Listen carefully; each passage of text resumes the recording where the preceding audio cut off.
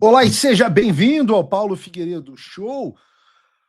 Olha, as viúvas do Tarcísio estão animadas na internet e até a revista Oeste veio para cima de mim. Vamos abordar isso no programa de hoje, antes de falar sobre o navio chinês no Rio de Janeiro e a investigação americana sobre a influência chinesa no agro brasileiro e o anúncio dos Estados Unidos da suspensão do processamento de vistos para o Brasil. Estamos também a conexão disso com a fraude bilionária no Partido Democrata e o que isso nos diz sobre a forma que o Trump lida com os outros países. Vamos falar sobre liberdade, sobre a situação da liberdade de expressão na Europa, especialmente com foco em dois mundos muito diferentes, o Reino Unido e a Polônia, que têm posições bastante distintas a respeito da censura. Então, o programa de hoje está recheado. Quero tentar fazer-o de forma mais breve possível, então peço a você que tem lado que clique no like. Esse é o momento do like. O like aumenta o engajamento, faz com que mais pessoas assistam a este vídeo. Mandem o programa nos seus grupos de WhatsApp. Se você está assistindo no X, aperta o botão do repost, porque o botão do repost no X é o que faz a gente chegar a mais pessoas possíveis. E também, se você está, onde quer que você esteja assistindo, mande o programa nos grupos das famílias, no grupo dos seus amigos e para os inimigos, porque esse é o Paulo Figueiredo Show. Figueiredo, Figueiredo. Figueiredo, Figueiredo. No programa sobre liberdade de expressão, que é um tema muito caro aqui, tanto para mim quanto para vocês, mas eu digo para vocês que no Brasil, assim como na Europa, nesse momento, não há liberdade de expressão sem o essencial, que é uma VPN. E eu recomendo o Proton VPN. Sempre venho recomendando, já tem 3 anos que eu recomendo o Proton VPN, e mesmo antes deles terem se tornado patrocinadores do canal, você deve baixar uma VPN, qualquer que seja, mas eu recomendo o Proton, porque ele é fácil, rápido, você funciona para Windows, Mac, Android, iPhone, se você não for heterossexual, o que quer que você utilize para aparelho telefônico ou computador. O Proton VPN funciona. Então, baixa o link aqui na descrição ou no QR Code aqui em cima, tem você ajuda o canal quando você baixa por ele e você passa a ter uma internet livre do monitoramento da polícia Gestapo brasileira, líder da censura que as Big Tech podem ter que implementar no Brasil, e você também tem acesso a um monte de benefícios do VPN. Você pode usar o catálogo de Netflix e outros serviços de streaming de outros países, que é muito melhor do que o do Brasil. Então, o link está aqui na descrição, recomendo que vocês façam isso. Peço também a inscrição no canal. Eu peço que a inscrição no canal Paulo Figueiredo Show. Nós estamos aqui num ano mega importante, nós estamos em um ano de eleição, um ano onde você vai ter poucos lugares que vão fazer a cobertura que nós vamos fazer aqui, com uma posição editorial clara, sem nenhuma... A primeira coisa que eu fiz, o primeiro programa do ano, foi dizer a vocês qual é a minha posição editorial. Isso é diferente do que a Globo faz, isso é diferente do que todos os veículos fazem, talvez até do que a Oeste faça, não tenho condições de opinar. Mas é certamente diferente do que todos os veículos fazem. A minha posição é: Paulo Figueiredo quer Flávio Bolsonaro presidente do Brasil. Ele considera que o Flávio Bolsonaro é o grande representante do movimento nacional populista, que é o movimento que eu acho adequado para esse momento de mundo. Pode não ser o adequado para daqui a 10 anos, mas para esse momento de mundo e Flávio Bolsonaro é o homem certo para esse momento. Então, todas as notícias que vão ser comentadas, dadas aqui, mas comentadas, noticiadas e comentadas aqui no programa, serão feitas sob essa ótica. E você sabe disso. Você não sabe qual é a opinião da, sei lá, Andresa Matais, não sabe qual é a posição dela, não sabe qual é a posição do veículo dela, você não sabe a posição da, sei lá, Malu Gaspar no Globo, mas você sabe qual é a opinião do Paulo Figueiredo. Então, isso é honestidade editorial com vocês. Então, todas as notícias serão dadas sob essa ótica. Se você é simpático a essa ótica, que não será, você não vai encontrar em outros veículos, eu peço a você que se inscreva no canal. Se inscreva no canal da TV Flórida, que vai repercutir os meus programas, vai continuar passando os meus programas, no canal do Paulo Figueiredo Show, se você tem VPN no canal do Paulo Figueiredo Oficial, para você ter acesso ao programa. Se você não quer isso, você fala, não, Paulo, eu quero um veículo que apoie ninguém, que seja neutro, se é que isso existe. Tudo bem, siga esse veículo. Se você, não, Paulo, eu quero um veículo que apoie o Tarcísio. Não, tudo bem, eu quero um veículo que apoie o Lula, é a Globo, siga nele. E se desinscreva, talvez, até do canal Paulo Figueiredo Show. Mas caso contrário, se inscreva no Paulo Figueiredo Show. Quem mais aqui no chat? Se manifestem, por favor. Quem mais quer Flávio Bolsonaro presidente, quer um programa com linha editorial clara? Coloquem aqui no chat. Porque eu começo o Paulo Figueiredo Show de hoje retomando um pouco o programa de ontem. Ontem nós falamos abertamente sobre as viúvas da política brasileira, depois que o ex-presidente Jair Bolsonaro escolheu seu filho Flávio como seu sucessor. E é algo que a gente vem tratando já há algum tempo, na verdade. E, de fato, existe um movimento ainda ativo. Bota o chat aí, Bruno. Pode passar o chat aí enquanto a gente está falando. Porque existe ainda um movimento ativo, forte e inconformado com a escolha do Flávio como candidato a presidente da República. Ainda no programa de ontem, a gente deu alguns exemplos dessas viúvas e eu comentei aqui que eu estranhei a publicação da revista Oeste repercutindo uma pesquisa de um instituto questionável e dando protagonismo ao Tarcísio. Esse questionamento parece ter doído e parece que a revista Oeste, ou pelo menos algumas pessoas na revista Oeste, sentiram. Dá para dizer que o veículo sentiu a crítica.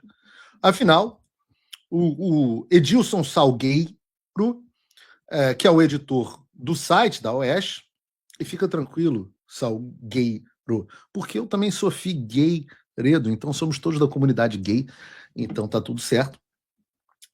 Mas ele resolveu me responder, não explicando a decisão editorial, mas colocando um emoji de um biscoito.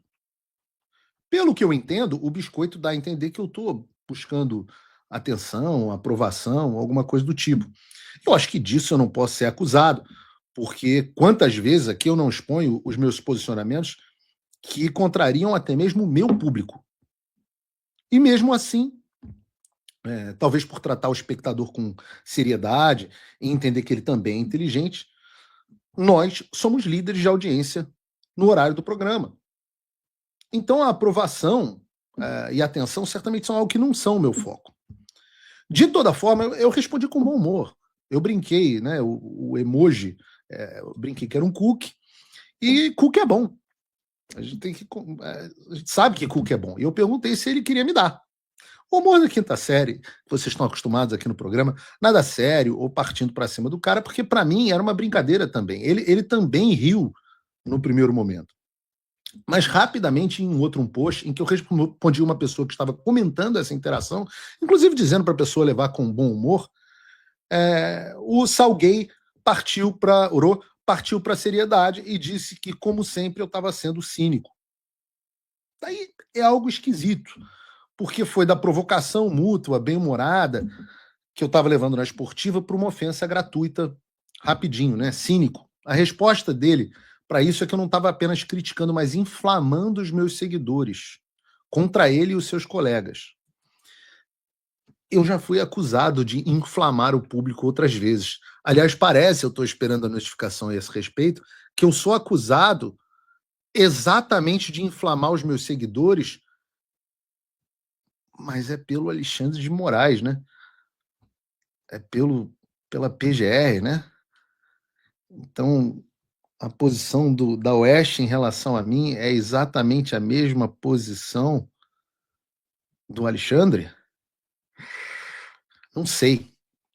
Eu sei que, para minha surpresa, antes de eu entrar no ar, logo imediatamente antes de entrar no ar, quem endossou esse posicionamento foi alguém que eu considero minha amiga pessoal, a Ana Paula Henkel, que escreveu assim: Paulo, não houve nenhuma, abre aspas, decisão editorial, mas a veiculação de uma notícia também publicada em outros veículos, exemplo, vídeo abaixo, E ela coloca um vídeo do Metrópolis. Aí tudo bem. Há opiniões firmes contra a atual tirania e pelo Brasil em todos os nossos programas no YouTube que você não tem tempo de assistir. De fato, não tem nem tempo nem saco. E há notícias que, gostemos ou não, precisam ser publicadas no site. Seguimos na mesma linha desde março de 2020. E você, aí vem uma parte interessante. E você sabe disso, mas insiste em alimentar falácias. Eu sinto imensamente que a sua antiga birra com o Oeste tenha tomado proporções pessoais.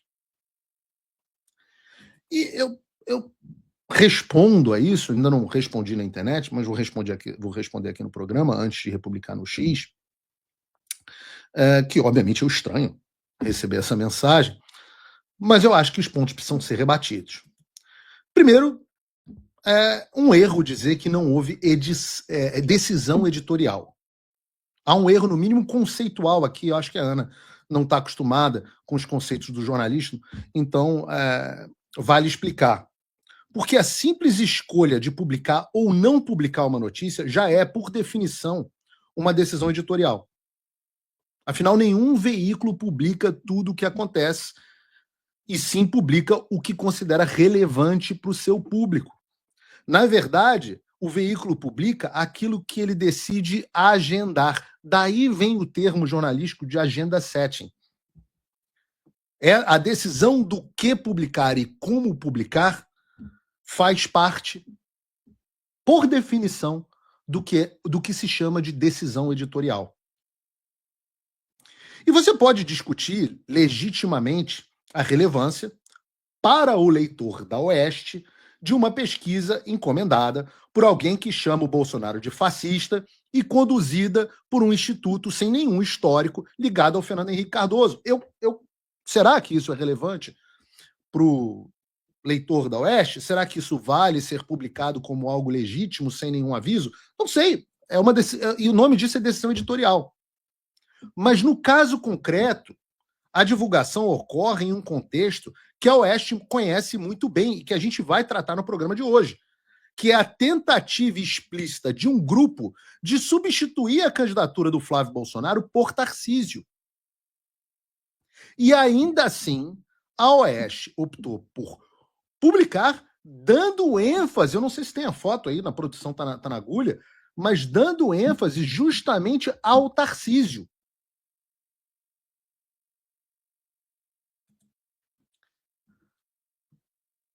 E tudo bem, goste disso ou não, é decisão editorial.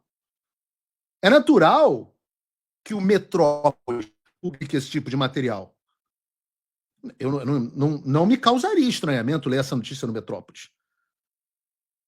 Agora, me surpreende, porque eu descobri apenas hoje, eu sei que eu não sou um espectador assíduo, mas eu descobri apenas hoje, depois que a Ana deu o exemplo de que o Metrópolis também publicou a notícia, eu descobri hoje que a linha editorial do Oeste é a mesma do Metrópolis. Então, qual é o próximo passo da Oeste? É contratar o Noblar, a Andresa Matais? Tudo certo. Eu também acredito no jornalismo plural. Tem muita gente boa na Oeste, tem o Pavinato, tem outras pessoas boas. Tá tudo certo. Sobre a linha editorial da Oeste criticar abusos, é verdade. Mas não é esse o assunto aqui, certo? Eu não sei qual é o posicionamento da Oeste, e está feito aqui o desafio para que a Oeste coloque de forma clara qual é a sua posição editorial em relação à candidatura do Flávio Bolsonaro à presidência da República em 2026. Oeste, qual é a sua posição? Tirem essa dúvida, tem muita gente com essa dúvida. Principalmente depois da demissão do Silvio Navarro, que eu nunca disse que aconteceu por isso. Porque eu não sei. Até acredito que não. Não vou cometer aqui a inconfidência de falar o que eu conversei privadamente com outras pessoas. Mas eu acho que o público tem o interesse de saber, ou não. Ou vocês podem esconder qual é a posição editorial de vocês. Eu já sei qual é a posição, está escrito aí, Ana. Eu já sei qual é a posição em relação à tirania. E a Oeste é muito elogiada por isso. Eu não sei qual é a posição editorial da Oeste em relação ao Flávio Bolsonaro. Pode ser porque eu não assisto os programas da Oeste, eu não assisto o Oeste Sem Sal. Não assisto. Não gosto de programa insosso. Mas, e por isso que o Paulo Figueiredo Show é totalmente diferente, é outro formato, e tudo certo, cada um assiste o que gosta. Mas eu desconheço, talvez o público também desconheça. Haja visto os comentários que eu estou vendo aqui no chat a respeito desse assunto. Veja aí, tá na tela de vocês para registrar para o histórico. Então vale esse esclarecimento. Agora, isso não é falácia. Isso não é falácia. E a Ana, a quem eu sempre considerei uma amiga, deveria me conhecer o suficiente para saber que eu não sou homem de espalhar falácias que eu sei que não são verdadeiras.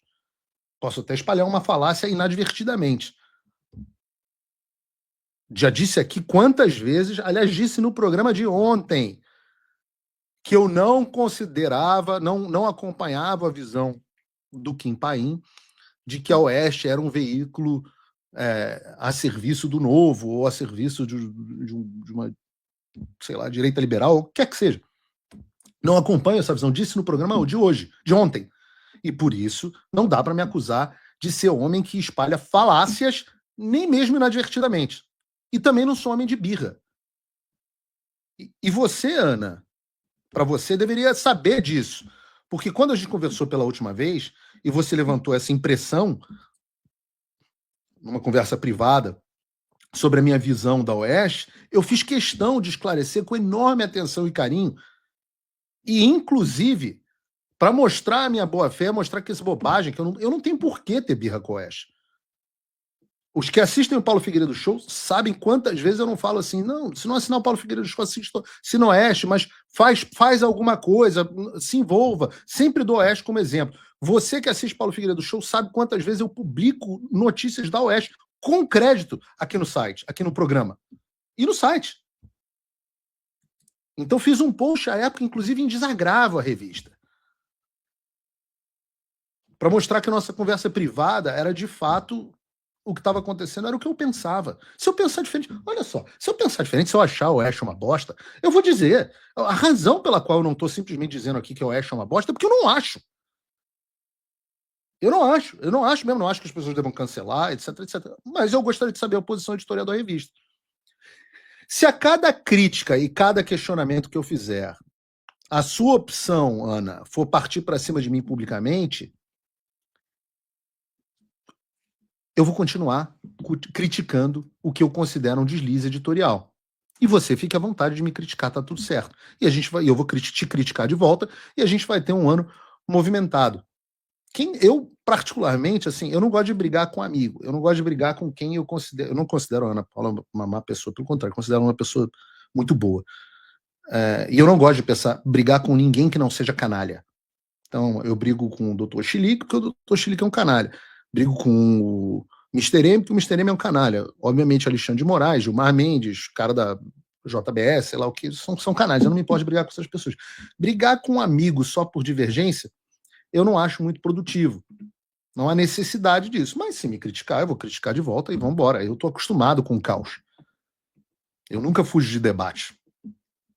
Aliás, estou acostumado a debate. Se vocês olharem, tem muito debate meu publicamente com as pessoas. Não sei se tem muitos da Ana, mas tem bastante debate meu com as pessoas. A ideia de que eu inflamo quem quer que seja contra o Oeste é muito maluca. É coisa de gente que está delirando, gente desconectada com a realidade. Eu tenho observado essa desconexão da realidade com algumas pessoas. Já disse, trago reportagem da Oeste aqui no Paulo Figueiredo Show praticamente todo o programa. Sempre falei da Oeste, já pedi ao vivo diversas oportunidades que as pessoas apoiassem financeiramente a Oeste. Já falei ao vivo no programa que não creio na ideia de que a revista Oeste seja um braço do Partido Novo. Todas as minhas críticas são pontuais, da mesma maneira como eu, e também você que está na audiência, faz a qualquer pessoa, qualquer instituição, eu sofro também.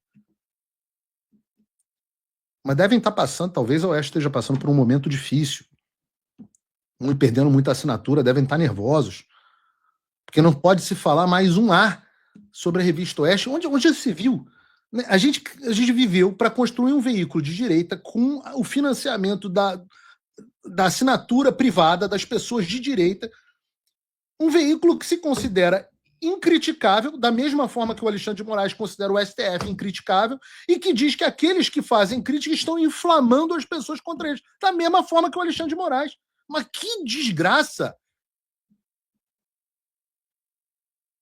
Que desgraça! Se você, editor da revista, não aguenta ouvir uma crítica, queridão, falta casca. Ou então, a razão pela qual o editor da Oeste e a Ana Paula tenham se doído tanto assim da crítica é porque a crítica chama a atenção para algo que é verdadeiro, ainda que eles não queiram admitir. Então, deixa eu explicar a razão pela qual eu achei e continuo achando esquisito chamar a atenção para essa pesquisa. A pesquisa que eles citaram para falar que o Tarcísio estava empatado com Lula é de um instituto que ninguém nunca ouviu falar. A CEO desse instituto é uma mulher chamada Cila Schumann, que além de ter trabalhado para o Fernando Henrique Cardoso, foi também secretária de comunicação durante o governo do Roberto Requião, que é o candidato do PT ao governo do Paraná nas últimas eleições. Não somente isso, como a pesquisa foi encomendada pelo Canal Meio, que é de ninguém menos do que Pedro Doria. Pedro Doria, pô, se vocês não sabem quem é Pedro Doria, que sorte de vocês. Mas eu vou ter que dizer, Pedro Doria é um jornalista esquerdista do pior nível, autor de obras mundialmente desconhecidas, como Fascismo à Brasileira, como o integralismo, o maior movimento de extrema-direita da história do país, se formou e o que ele ilumina sobre o Bolsonaro. Não tem a capa do livro para as pessoas não perderem a oportunidade de não comprar? O dono do instituto que encomendou a pesquisa acha que o bolsonarismo é um movimento fascista. E ele fala isso explicitamente sobre o Bolsonaro. Não acreditem em mim, ouçam vocês mesmos. Curiosamente, uma situação, desculpa, está todo mundo cortando, inclusive, me perdoe. Mas é que o que a Cila falou me lembra muito uma crítica consistente que o Chuck Todd, que é um dos analistas americanos que eu gosto mais, tem feito ao Partido Democrata. O Partido Democrata nos Estados Unidos não parece ter uma proposta que não ser anti-Trump. Não parece ter uma visão conjuntural, uma coisa. E me parece que virando o espelho, é um pouco a situação da direita brasileira, né? A direita brasileira só sabe fazer um discurso de vamos tirar o Lula. Mas não tem qualquer visão unificada de... Porque, veja, eu estou entre os que classificam o Bolsonaro como fascista, tá? Eu só estou afirmando isso para as pessoas entenderem de onde que eu venho quando eu falo. O Bolsonaro tinha uma visão de Brasil. Uma visão super reacionária, mas ele tinha uma ideia de um Brasil ideal. Ele projetava para frente um Brasil. A direita parece não saber que Brasil é esse que ela imagina que vai deixar após um governo de 4 anos. O Bolsonaro tinha muito claramente uma visão de Brasil. O Lula tem uma visão de Brasil. A gente não tem uma direita com uma visão de Brasil nesse momento, né? Fernando Henrique tinha, né? Venceu o Lula 2 vezes. Exatamente. Esse vídeo não é antigo, não, gente. Esse vídeo, Bolsonaro fascista, reacionário e tal, esse é um vídeo deles comentando, é uma decisão editorial, é um vídeo deles comentando justamente a repercussão da pesquisa que colocou o Tarcísio empatado com Lula. Essa que a Oeste resolveu repercutir. O cara tem um livro falando sobre o bolsonarismo como movimento fascista, diz que acha que o Bolsonaro é um fascista. E, ironicamente, a pesquisa que ele encomenda desfavorece o candidato do Bolsonaro. Não merece um disclaimer para o leitor de direita que assina uma revista de direita? Não é decisão editorial publicar? Como é que você pode dar crédito ou repercutir essa pesquisa, meu Deus do céu?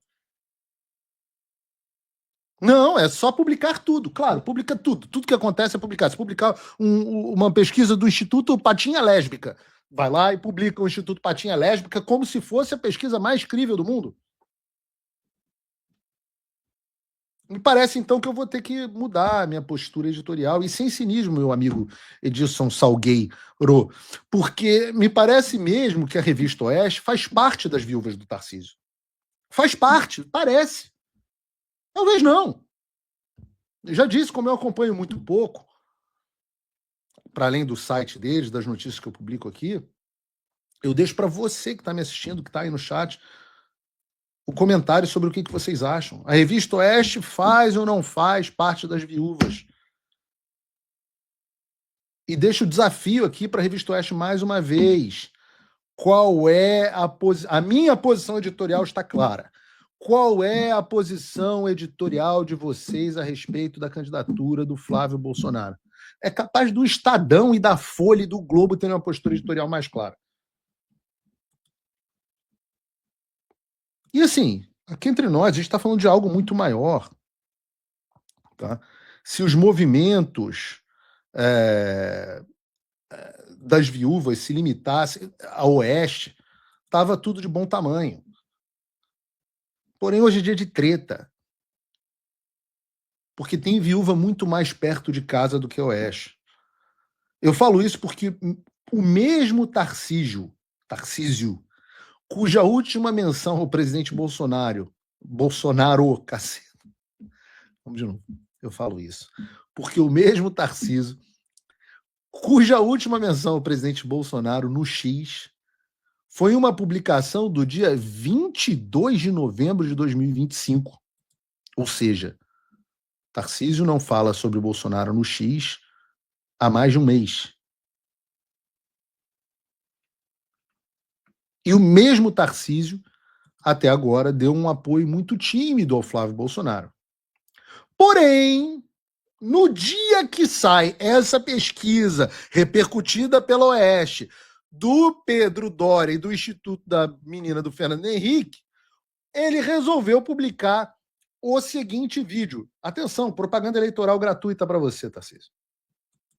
O que está aí envelheceu. Já não tem mais nada de novo e mais nada de moderno. E eu tenho certeza que o Brasil vai fazer a escolha correta. A gente está se limitando, se autocontendo, isso é uma bobagem. A gente tem uma energia gigante. E aí, são 3, 4 alavancas que a gente precisa mexer para explodir. Porque veja lá, o novo CEO vai chegar, né, e vai fazer uma reforma administrativa, vai diminuir o tamanho do Estado, vai voltar a fazer privatizações, vai economizar 3% do PIB, 3,5% do PIB. O que vai acontecer? Vai ser uma explosão de recursos vindo para cá, dinheiro para caramba, o câmbio vai apreciar, a inflação vai cair, né, a taxa de juros vai cair e a gente vai ter muito investimento. A gente vai deixar de ter acesso a um canalzinho de dinheiro aqui para ter acesso a uma avenida de dinheiro. E aí o Brasil vai dar certo. Fazendo a escolha correta, a gente vai mexer as alavancas corretas e esse Brasil vai explodir.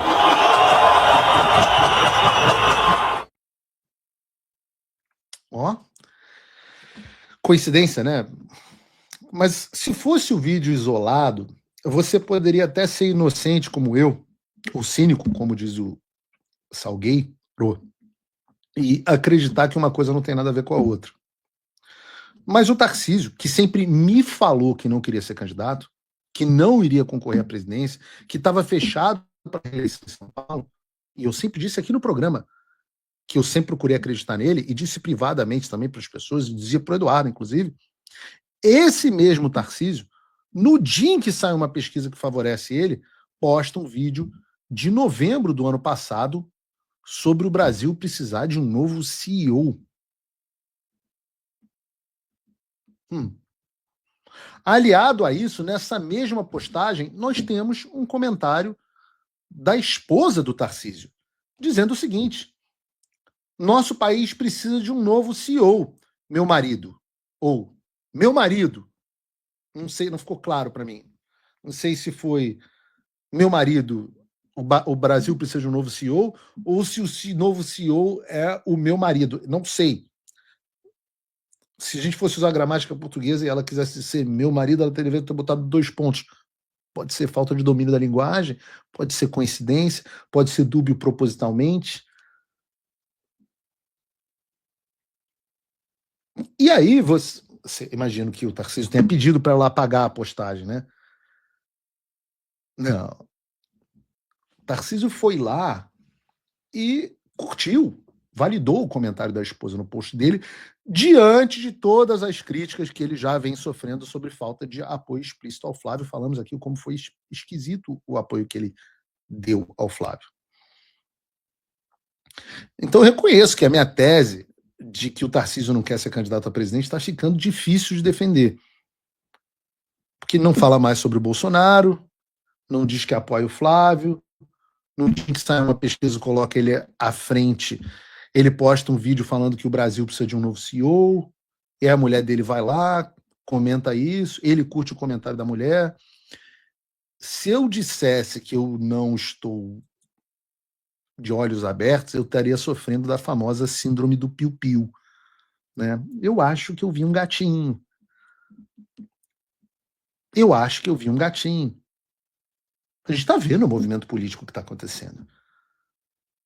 E não acaba por aí, porque dentre as pessoas chamadas de viúva, a quem se atribui o desejo de ver uma candidatura do Tarcísio, quem sabe até uma chapa Tarcísio-Michele, tem muita gente. E sempre vieram me dizer que a própria Michele Bolsonaro fazia parte desse grupo. Mas essa eu realmente nunca acreditei, nunca endossei essa ideia no nosso programa em lugar nenhum. Primeiro porque eu sempre gostei da Michele. Parece uma mulher forte, que sempre foi muito gentil comigo nas poucas interações que nós tivemos, não tem nada que a desabone. Segundo porque ela é mulher do presidente Bolsonaro, e eu tenho um grau de respeito muito grande a ela. Eu evito entrar nos temas pessoais, de casamento, o que é, as fofocas que as pessoas contam. Eu não faz parte da minha vida. Não faz parte do meu trabalho. Mas o fato... E outro motivo pelo qual eu evito falar muito sobre isso é porque as pessoas muitas vezes acham que o meu posicionamento a respeito dos assuntos tem a ver com o posicionamento do Eduardo Bolsonaro e do Flávio Bolsonaro. E não tem. Apesar de nós sermos muito amigos, eles são sempre muito reservados em tratar em qualquer coisa relacionada a Michele, então meu posicionamento é o meu posicionamento. Mas o fato é que, da mesma forma que eu estranhei a posição editorial da Revista Oeste, e eu acho que ainda sou permitido, pelo menos aqui nos Estados Unidos, estranhar posicionamentos, eu também estranhei bastante o posicionamento da primeira-dama Michele, porque ela compartilhou o vídeo do Tarcísio fazendo quase que um discurso presidenciável, falando sobre gestão do Brasil, e obviamente a mídia não demorou para explorar isso, como foi o caso da Folha de São Paulo, que publicou a seguinte matéria: Michele testa a popularidade de Tarcísio nas redes, retoma viagens e sinaliza ressentimento com Flávio. Não é possível que alguma pessoa que almeja ter um papel, nunca teve, mas almeja ter um papel na política, seja tão inocente de imaginar que a imprensa não vai explorar isso contra a campanha do enteado dela. Mas também teve o seguinte, o tal famigerado comentário da mulher do Tarcísio também foi curtido por ela. Eu digo a vocês, eu tenho que ser sincero, eu estranhei esse posicionamento e as pessoas nas redes sociais também estranharam esse posicionamento da Michele. E eu, como sempre, eu falo sempre, eu sou uma pessoa inocente. Então eu atribuo isso à falta de traquejo, ingenuidade política, porque eu me recuso a acreditar que ela esteja indo contra a vontade do presidente Bolsonaro para minar a candidatura do enteado.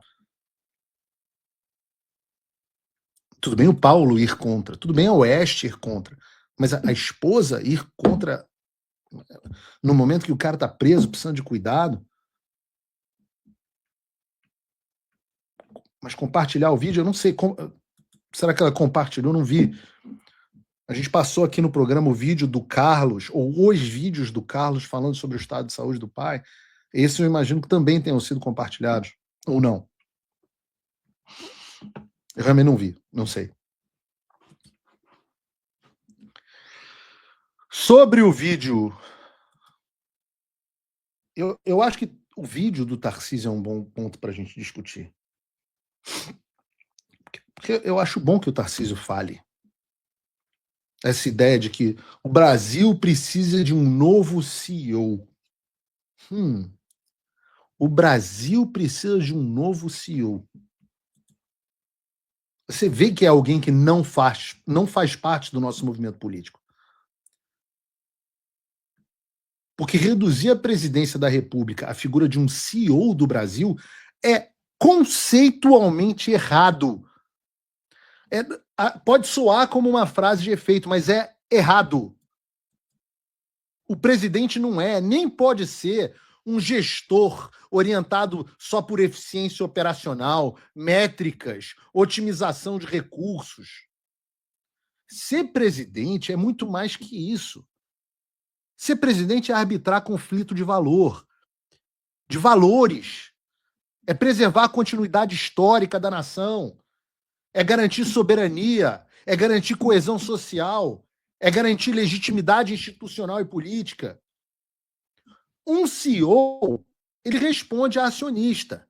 Um presidente responde a um povo heterogêneo, a uma constituição e a uma tradição histórica.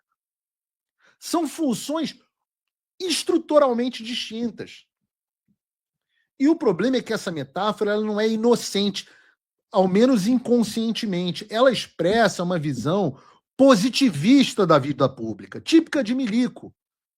A fantasia de que os governos podiam deixar de ser ideológicos, de que os valores morais e as discussões morais estariam superadas, de que a política madura ia ser simplesmente administração técnica. Isso é positivismo. Isso é Comte. Nessa lógica doente, a soberania popular ela é ruído. O debate moral ele é atraso. O governo correto é o governo dos especialistas, dos burocratas, dos gestores que aplicam critérios neutros, como se as decisões políticas fossem equivalentes a decisões de engenharia, diz o engenheiro.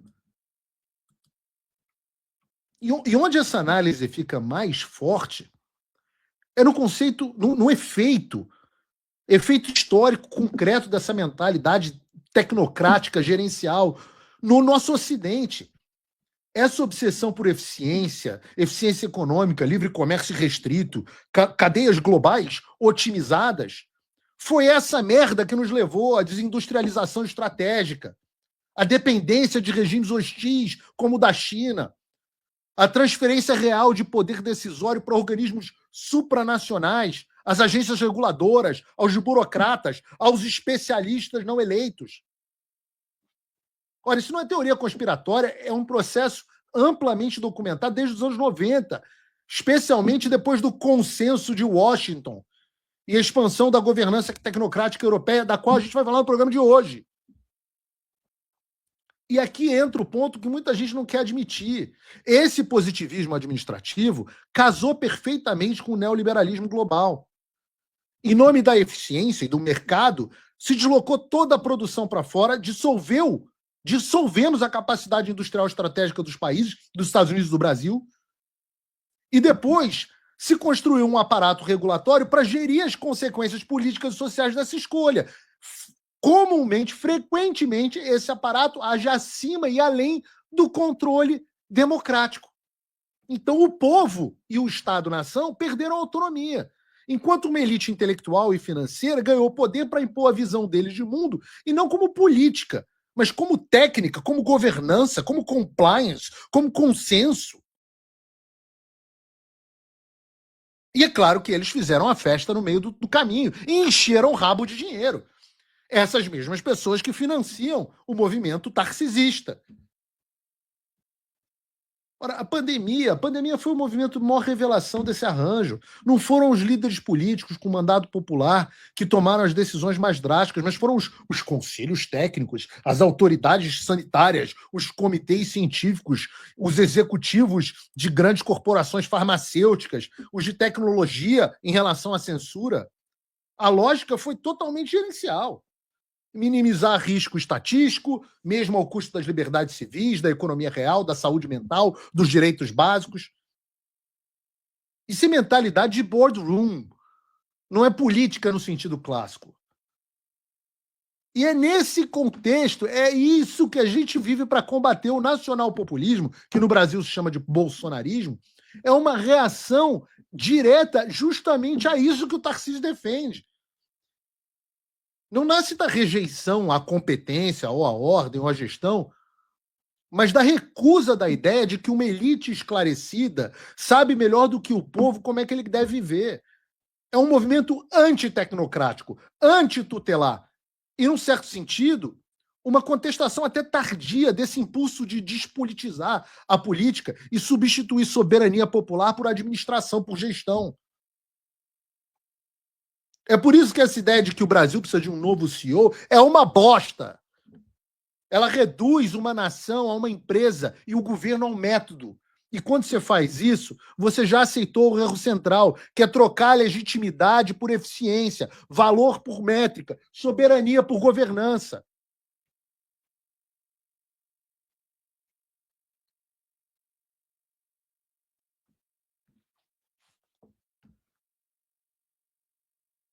O Brasil não precisa de um novo CEO, o Brasil precisa de um presidente. Um presidente que restaure a soberania popular. Um presidente que restaure a democracia. E foda-se a eficiência e a gestão. Ora, eu não vou entregar um setor estratégico para a China porque isso é mais eficiente.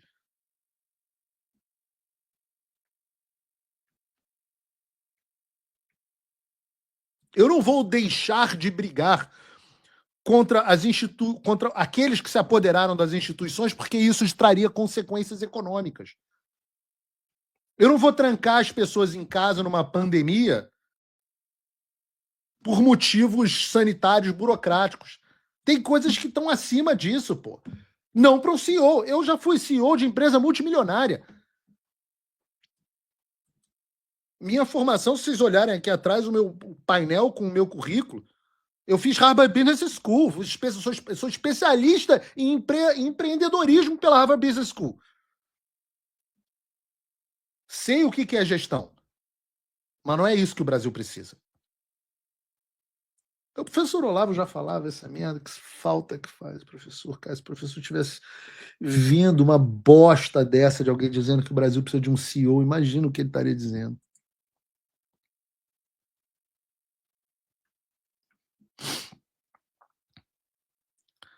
Enquanto isso, leiam.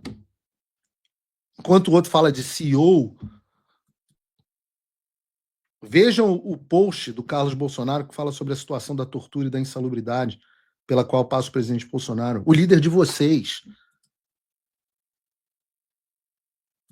O símbolo maior desse movimento, a quem o governador Tarcísio deve a sua eleição. Vejam o post, leiam o post. O próximo presidente do Brasil vai ter que lidar com essa questão. E essa não é uma questão de gestão, não é uma questão de privatização, é uma questão de ética e de valores. O próximo presidente do Brasil vai ter que peitar as elites políticas e econômicas desse país, dentro dos limites das suas capacidades, é claro, e lutar para garantir a liberdade não só do presidente Bolsonaro, mas de todos os presos políticos do Brasil. Imagina se um CEO vai fazer isso. Afinal, contraria os interesses das nossas elites produtivas. Só um bom presidente com valores estabelecidos vai fazer um troço desse. E essa é a minha posição. Essa é a minha posição editorial. O único que eu vejo com capacidade de fazer isso, com imperfeições, é claro, como eu também teria, é Flávio Bolsonaro. Eu vou falar sobre vistos dos Estados Unidos, vou falar sobre navio chinês, vou falar sobre investigação americana sobre a influência chinesa no agro, vou falar sobre um monte de coisa, mas eu quero convidar você que acredita nesta visão editorial a se tornar meu assinante, meu apoiador. Você pode fazer isso entrando em www.paulofigueiredoshow.com/apoie. E a minha assinatura é muito barata. O apoio custa pouco mais de $5 por mês, menos de R$30, se você utilizar o cupom da descrição. Todo mês, se você apoia essa posição editorial e alguém que defende esse tipo de coisa, o link está aqui na descrição. Se você vê valor nesta visão de mundo na qual eu promovo, considere também a possibilidade de se tornar meu patrono Gold, se você tiver em condições melhores. $49 por mês ou $499 por ano. Você tem acesso a uma quantidade colossal de conteúdo exclusivo, acesso ao meu e-mail, reuniões mensais, desconto dos meus cursos e muito mais. O link está aqui na descrição e você tem que fazer a sua escolha. Eu tenho o meu lado e se você quiser estar do meu lado, esse é o caminho. Se você quiser estar do outro lado, o lado das viúvas, há outros caminhos, pelo que eu estou vendo, para você seguir esse caminho. Então, o link está aqui na descrição, tem também o QR Code aqui em cima, não tem... Desculpa, o link e tem o cupom está passando aqui embaixo, P Figueiredo Show.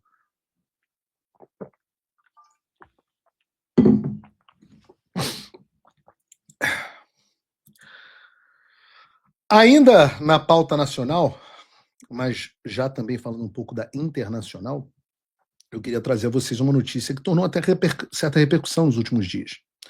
Porque no dia 8 de janeiro, o navio hospital Ark Silk Road atracou no porto do Rio de Janeiro, do meu Rio de Janeiro, e deu início a uma visita humanitária e de cooperação internacional no Brasil. A intenção declarada da missão é oferecer assistência médica, intercâmbio profissional e atividades conjuntas com instituições brasileiras.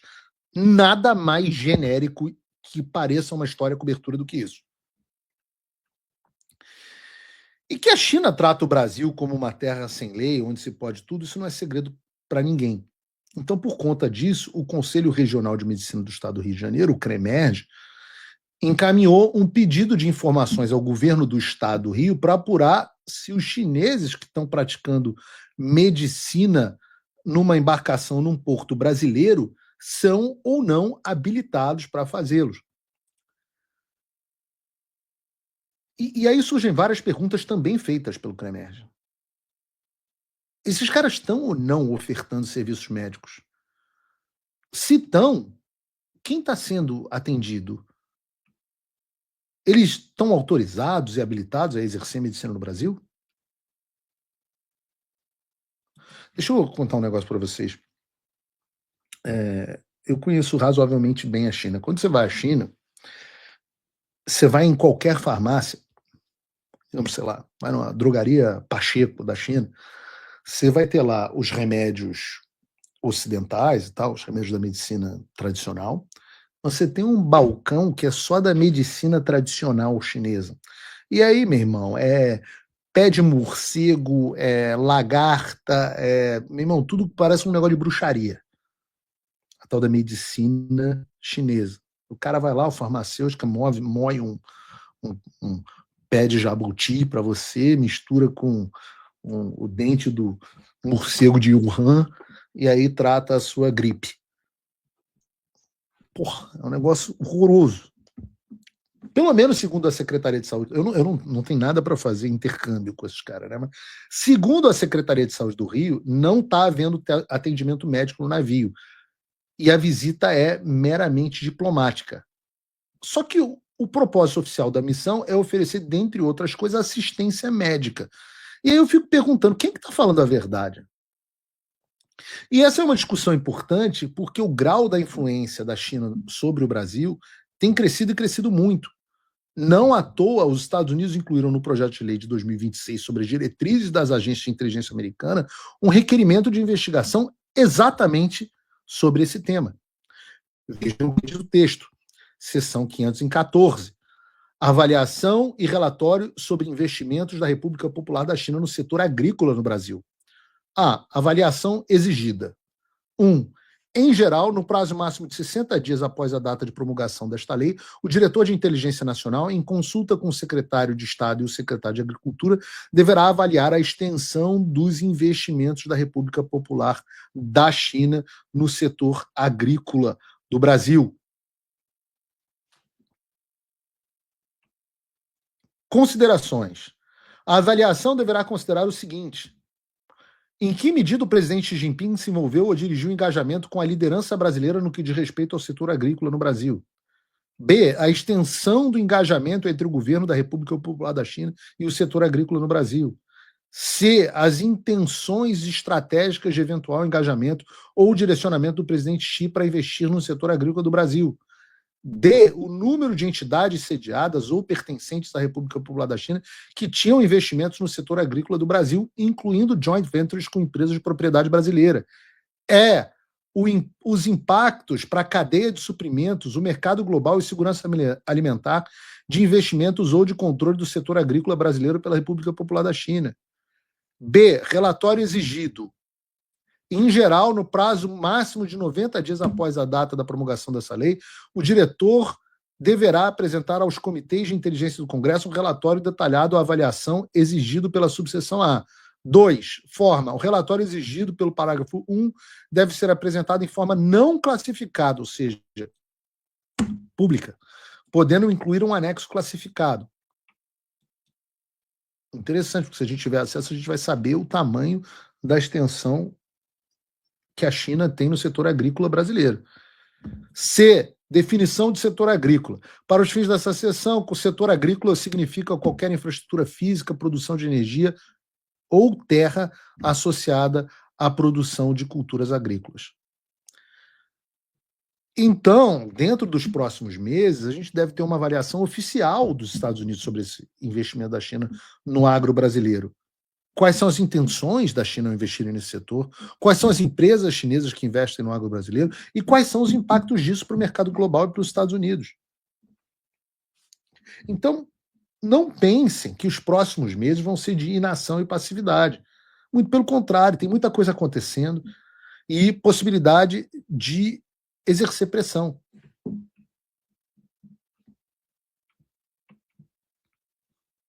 Não cansem, não, tem muita coisa para acontecer. É o que o Olavo fala, não parar, não precipitar, não retroceder. Quem dura mais vence. Aliás, por falar em oportunidade, a gente vai ver mais algumas coisas sobre a diplomacia do Trump e as oportunidades que estão surgindo.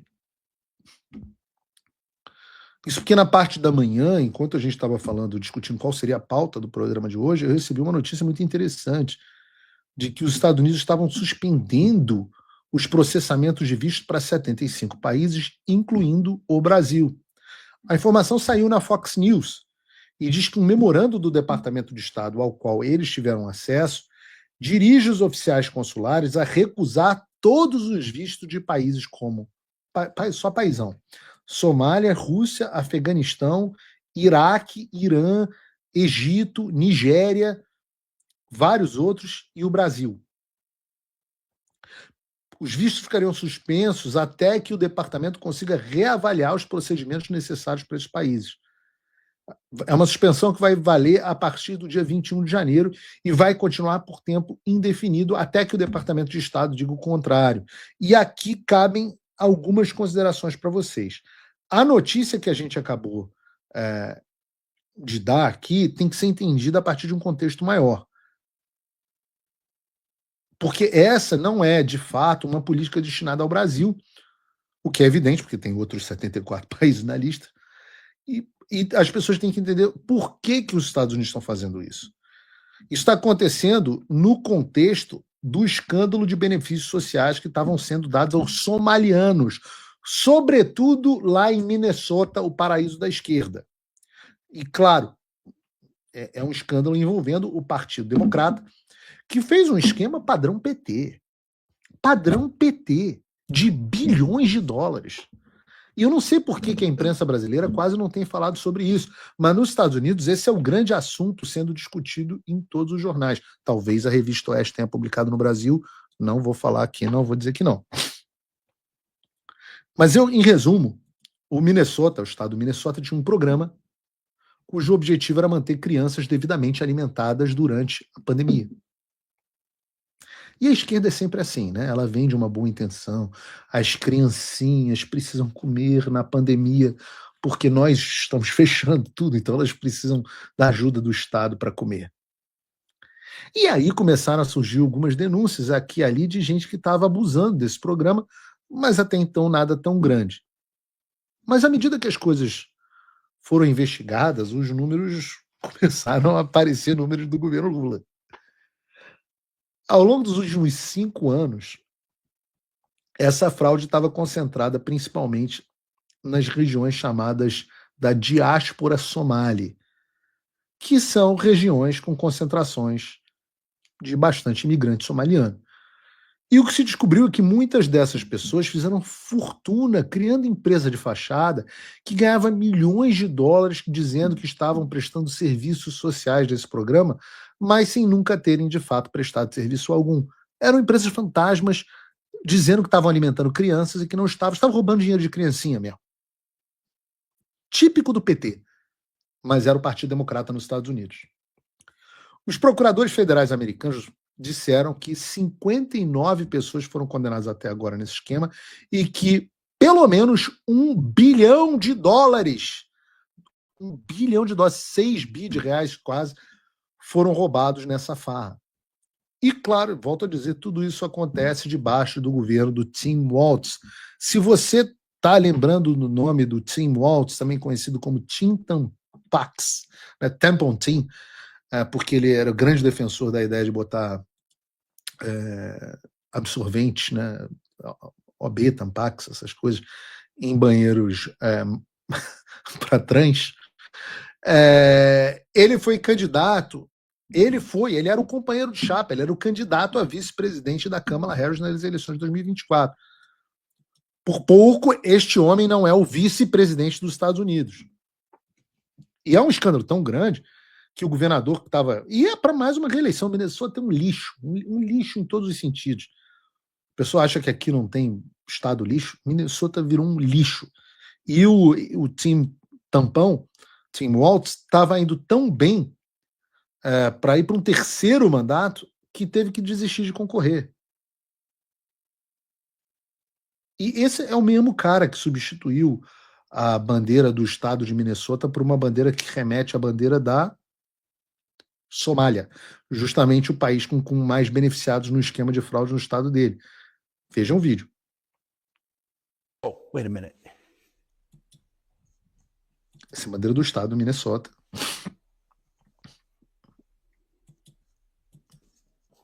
E ele substitui. Que coisa linda.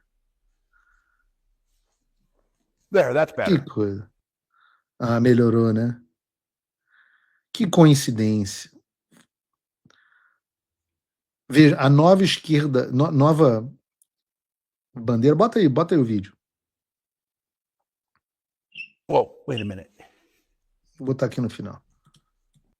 Bota no final aí pra mim, Bruno, que eu não consigo. There, that's Isso. Essa bandeira à esquerda, a nova bandeira do Minnesota que o Tim Walz aprovou, e a bandeira da Somália, que é justamente onde estavam tendo os roubos. E essa revisão do Trump, voltando à questão dos vistos, essa revisão do Trump na questão dos vistos, vem dessa tensão imigratória que foi causada nos Estados Unidos por conta do escândalo envolvendo os somalianos. E o Trump está deportando imigrantes para cacete, e ao mesmo tempo que o tráfico e criminalidade desabaram, homicídios nos Estados Unidos caíram 20% esse ano, a maior queda da história. Né? O número de overdoses nos Estados Unidos teve uma queda também de mais de 20%, pela primeira vez na história houve queda. Os cruzamentos ilegais de fronteira praticamente acabaram. E qual o problema? O problema é que isso está matando a galinha dos ovos de ouro do Partido Democrata. E a galinha dos ovos de ouro era o seguinte: os democratas tinham essa política de trazer o máximo de pessoas possível para os Estados Unidos, colocar essas pessoas em programas de auxílio do governo, e para isso tem duas razões. É eleitoral, que obviamente ao longo prazo essas pessoas vão acabar virando cidadãos americanos e alterando a demografia dos Estados Unidos, essas pessoas eventualmente viram eleitores do Partido Democrata. Mas a financeira é que os caras estavam enchendo o bolso de dinheiro em esquemas de corrupção com esses auxílios. E esse esquema foi descoberto, está sendo investigado, daí vem a ideia do Trump.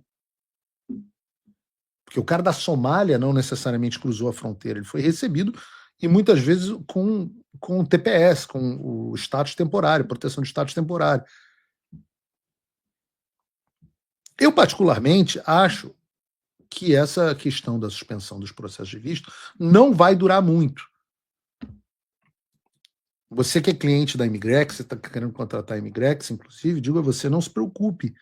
Primeiro que a gente não sabe a extensão, se isso vai ser só para quem representa um risco de public charge, ou seja, alguém que representa um risco de depender dos Estados Unidos, o que não valeria para EB1, EB2, é para a maior parte dos vistos. Segundo, que se você começar o seu processo agora, isso é só para visto, não impede a avaliação dos I-140. Você começar o seu processo migratório agora, você só vai lidar com visto daqui a, sei lá, 1 ano, 2 anos. Então não se preocupe com isso, que até lá eu acho que esse troço já caiu. O Trump, e eu não sei, de novo, não sei a extensão, porque o Trump faz isso, cria um choque imediato para destruir uma estrutura vigente e as coisas voltam de forma mais ordenada. Então, eu acho que a América vai continuar de braços abertos para você, imigrante qualificado. Mas me chama a atenção também a lista dos países nos quais o Brasil está junto. Essa proibição de visto, ela mostra qual é a imagem que o Brasil tem de fato junto à diplomacia americana. Sem ruídos, sem elogios do Trump. Como os americanos enxergam o Brasil? Ora, eles colocaram o Brasil no mesmo grupo de Rússia, China, Irã, Somália, Nigéria. Não importa o que o Trump diga para o Lula. Essa é a forma como os Estados Unidos classificaram o Brasil. Vocês acham que a Argentina do Milei está nesse grupo? Eu não vi a lista dos 75 países, mas eu me surpreenderia, sim. O que me leva ao segundo ponto, que é o Trump pode xingar hoje, te elogiar amanhã e depois de amanhã te ferrar. Tudo de acordo com a conveniência imediata dele. É assim que o Trump faz as coisas. Um bom exemplo é o Gustavo Petro, o presidente da Colômbia. Ao longo de 2025, o Petro e o Trump tiveram vários embates, com o Petro chamando o Trump de fascista, comparando as políticas migratórias dele com Hitler, dizendo que ele não iria afinar para o Trump, que ele não iria aceitar os aviões deportados que os Estados Unidos estavam enviando de volta para a Colômbia, denunciou a operação dos Estados Unidos que capturou Maduro, falou grosso pra caramba. O Trump respondeu enviando os aviões deportados da mesma forma, obrigou a Colômbia a aceitar, aplicou sanções contra o Gustavo Petro e, mais recentemente, disse que a Colômbia podia ser o próximo alvo depois da operação na Venezuela, que é arcar o Petro de lá, em outras palavras. Nos últimos dias, no entanto, no auge do sucesso da operação militar americana que capturou Maduro, o Trump e o Petro se falaram no telefone. Parece que foi o Trump que ligou para o Petro. Eles conversaram e ele saiu da ligação dizendo que tiveram uma conversa histórica. O Petro, por sua vez, postou algumas imagens do X. E vejam o que é que o Macho Man Petro, o homem que iria peitar o Donald Trump, postou depois da reunião. Uma águia é o símbolo dos Estados Unidos e uma onça é o símbolo da Colômbia, agarradinhas. Isso, meus amigos, é a diplomacia Trump. O mesmo aconteceu na Venezuela. Muita gente criticou a opção do Trump por manter Delcy Rodrigues no poder, mas a verdade é que muita coisa já começou a mudar já na Venezuela. Ontem a gente trouxe as notícias de que os presos políticos foram libertados, inclusive os americanos. Hoje nós temos mais duas notícias. A primeira é de que os Estados Unidos confirmaram que a Venezuela já começou a soltar cidadãos americanos que estavam presos, ou seja, já se concretizou. E a segunda é que a Venezuela já duravam, aí, Alexandre de Moraes, mais de um ano sobre o funcionamento do X no país. Ou seja, mais venezuelanos com acesso à informação e com liberdade para se expressar nas redes sociais. E isso é ganho real. Muita gente ainda tem dificuldade de entender como o Trump lida com a política, e ele funciona assim, com incentivo, com afago e porrada o tempo inteiro. Isso, na história americana, é conhecido como a política do Big Stick, na sua melhor representação. O presidente Teddy Roosevelt, que eu sempre digo aqui, que talvez seja o meu presidente predileto dos Estados Unidos, né, falava talk softly but carry a big stick, né, ou seja, fale suavemente, gentilmente, mas carregue um grande porrete. O Trump te elogia e carrega um grande porrete. Ele bota e tira a mão o tempo inteiro. Ele aplica pressão, ele tira pressão. Ele chama para negociar, ele ameaça. Ele fecha o acordo. O Petro foi de falar grosso com ele para postar meme bonitinho no X. O Trump bota o cara para falar fino, depois estende a mão para a pessoa e fecha a negociação. A ideia de que o Trump e o Petro podem, inclusive o Trump e o Petro, podem até se encontrar pessoalmente na Casa Branca nos próximos meses, que é o mesmo que ele está prometendo com o Lula, algo que era impensável há pouco tempo. E a moral da história é que o Trump não tem nenhuma questão pessoal, não toma ofensa para si. Ele é absolutamente pragmático em relação aos interesses do momento. Se é bom para ele, ou para os Estados Unidos, ele negocia com Lula, com Petro, com Putin, com Xi Jinping, com quem quer que seja. E apesar de algumas pessoas interpretarem isso de maneira negativa, a verdade é que esse é um ponto que pesa muito em nosso favor. Aqueles que estão achando que o Lula e o Trump são os melhores amigos, eu sinto a dizer, mas se o interesse dos Estados Unidos em relação ao Brasil mudar, a relação muda também. O que hoje é uma forma, amanhã não é mais. O que hoje é improvável, amanhã já não é mais. Nós estamos trabalhando nisso, demonstrando os alinhamentos que o Brasil tem feito, ressaltando os últimos eventos, inclusive de política internacional, como o petróleo russo, as relações que o Brasil mantém com o Irã. Tudo isso à espera de uma oportunidade. Só faz gol quem está na área, meu amigo. Só faz gol quem está posicionado. Eu digo que quando a bola já chegar no nosso pé, quando a bola cair no nosso pé, a gente já vai estar embaixo da trave e vai empurrar para o gol. Foi assim que a gente conseguiu tudo até agora, contra Joesley Batista, contra o lobby da Fiesp. E é assim que a gente vai continuar agindo. E se você é simpático a essa ideia e acha que ela deve continuar, eu convido você a se tornar meu apoiador. Você pode fazê-lo entrando em www.paulofigueiredoshow.com/apoie. Lá você faz numa transação, precisa de um cartão internacional, um cartão de crédito normal seu, você vai fazer uma transação absolutamente segura para você e você vai, com a quantia de $5 por mês, se você quiser ser só apoiador, ou $499 por ano, se você quiser ser patrono Gold, se tornar meu assinante e apoiar o meu trabalho. Eu vou te dar uma penca de conteúdo exclusivo por conta disso. Tem um QR Code aqui em cima e eu convido você a fazer isso agora. Não espera não, senão você vai esquecer.